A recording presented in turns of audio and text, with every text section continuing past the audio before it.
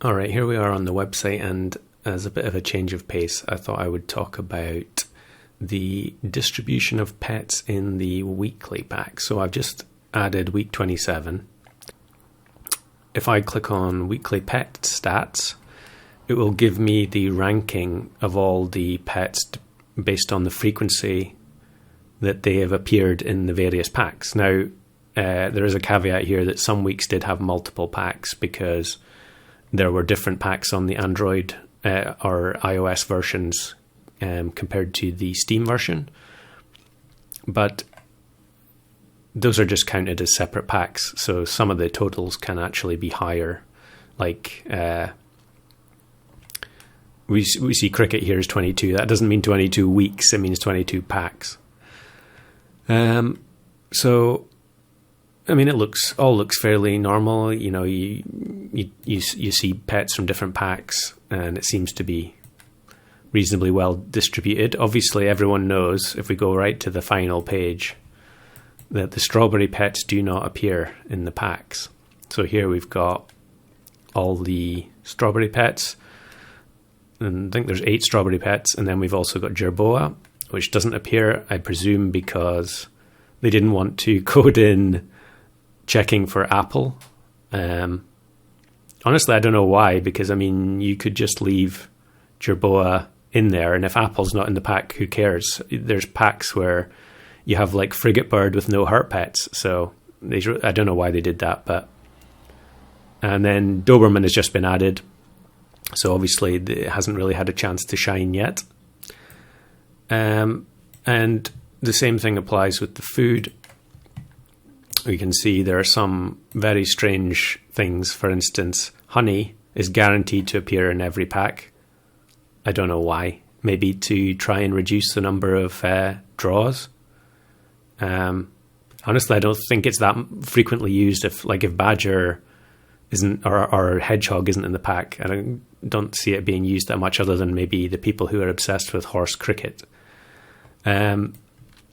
But there's also, I mean, if you look more closely at the stats, some of the numbers are quite weird. Obviously, strawberry is the one at the very bottom, but there's also a lot of the pack 3 exclusive foods that are down at the bottom of the rankings. So just looking at raw numbers like this is not the easiest to see the trends. So let's move over to a graph.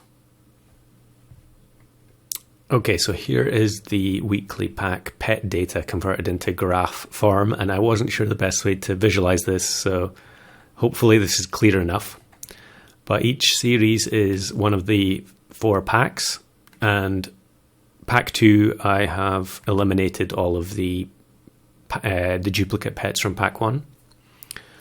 So no surprise, or I don't know, maybe some people wouldn't have realized this, but pack 1 is by far the most common. We've got cricket right at the top of the food chain, and amusingly enough, penguin is actually rock bottom with I think 8 appearances. And then second we have the custom packs. So lionfish is top there. That's 21 or 22 appearances. And then we go all the way down to here, and there's a sharp drop off because although there's no labels, this is jerboa and Doberman at the bottom. But for the most part, you know, pretty decent distribution, even though it is below pack 1. These pets are free, so it's fair enough. You know, they're fair game, and you would expect them to appear fairly frequently.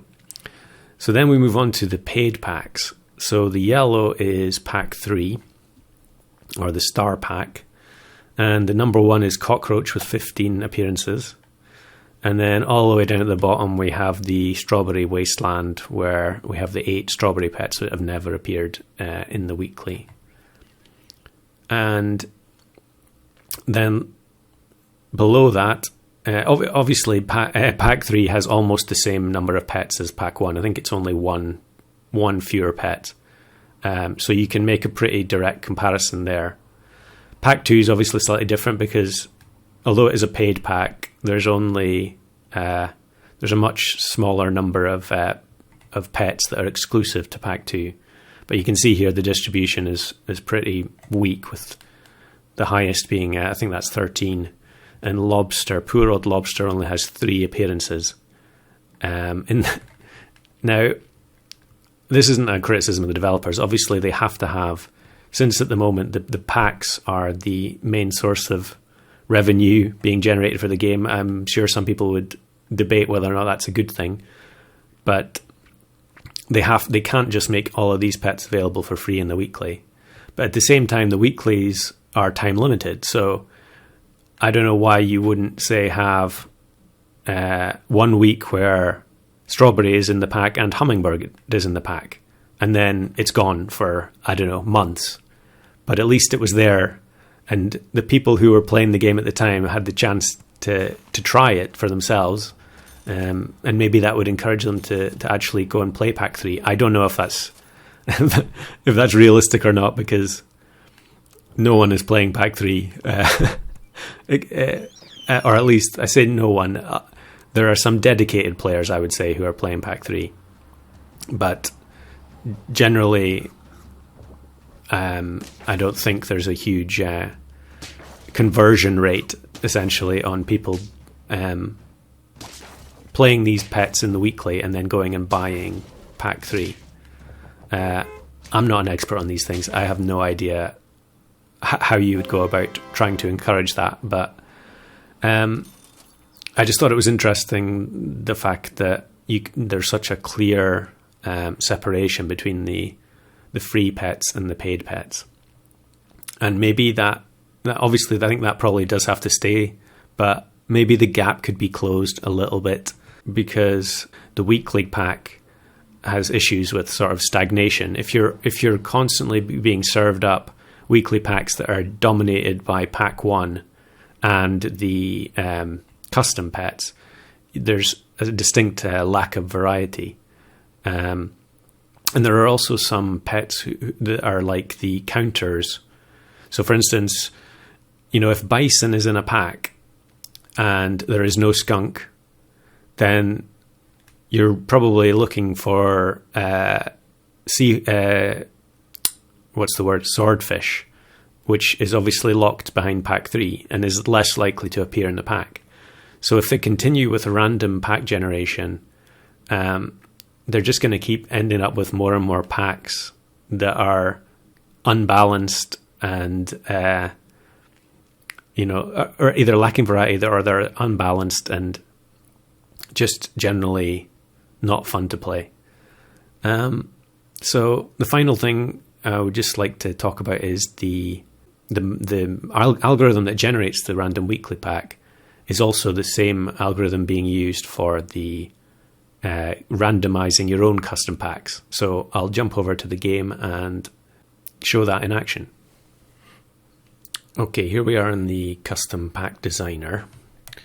Now, one of the great features they added in one of the recent updates was if you go into Tools and you click Randomize, it will randomly fill a pack for you, which on the face of it is really cool.